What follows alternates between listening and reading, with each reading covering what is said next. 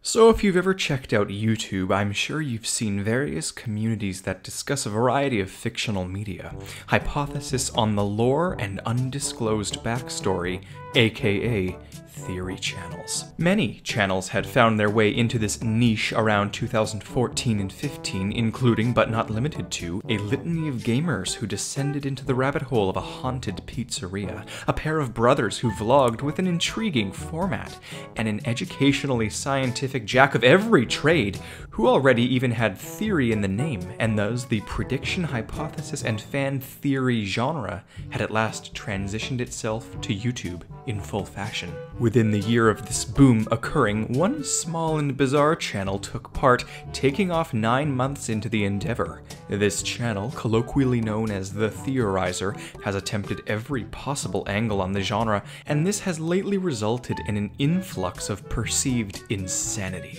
Perceived.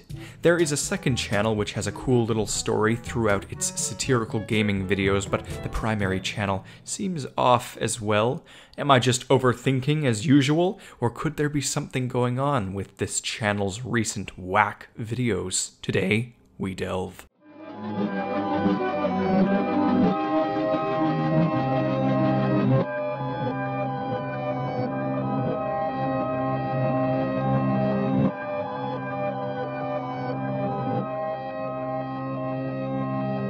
Hello. I'm the Theorizer, and the Theorizer seems to have shifted its presentation roughly around January 2020, in which it tweeted a very aggressively strange quote and proceeded to prove it in a video.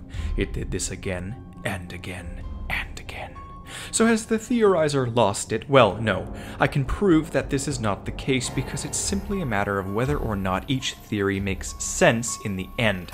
So I'm going to review them and check whether or not they hold up to scrutiny. First, we should compare the recent stuff to previous theories on the channel. 2015 and the early parts of 2016 were filled with videos robotically narrating the theories.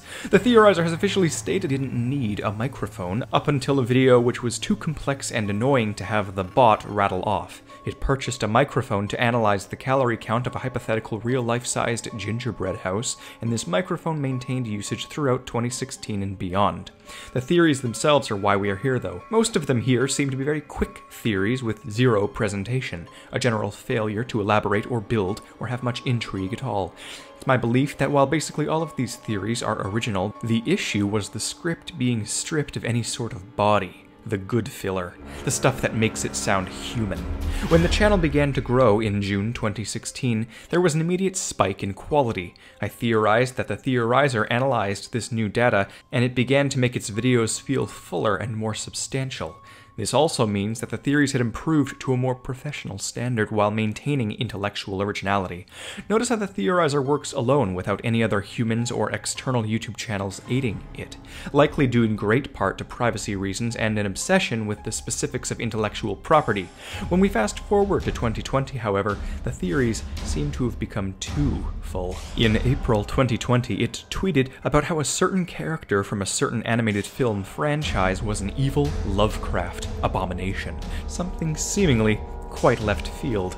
This is especially bizarre considering it was Lord Mortimer the Abominable from Madagascar, a children's franchise. The Theorizer stated it would need over 15 videos across 4 hours, which seemed remarkably absurd, and yet it seriously followed through. It has so far made 4 distinct and highly detailed videos on Lord Mortimer the Abominable, and managed to flip the perspective using presentation. And the sole fact that most individuals likely haven't seen the spin-off TV series to Madagascar. My theory is this: the bizarre presentation leading 2020 was in fact a debugging assessment intended to measure collective response of disbelief suspension in the audience set to view the videos on Lord Mortimer the Abominable. In fact, it is my somewhat frightened examination that the Theorizer is not only more sane than ever, but it is highly aware of the varying levels of sanity of its audience and how to present at a given time. It is learning ever deeper how to present itself, which is the reason for this recent occurrence. I was just about to finish writing this short little theory when it uploaded a video on Despicable Me confirming these very suspicions of mine. It relays in the video how most of 2020 was a reversal test, and indeed the theories do seem to be presented backwards as opposed to flat out incorrect. They are sensible if rearranged presentation-wise. With all that said, what a milestone, 700,000 subscribers! Amazing. I do wonder what the Theorizer will do next, but I'll keep on this for now. It's just intriguing enough to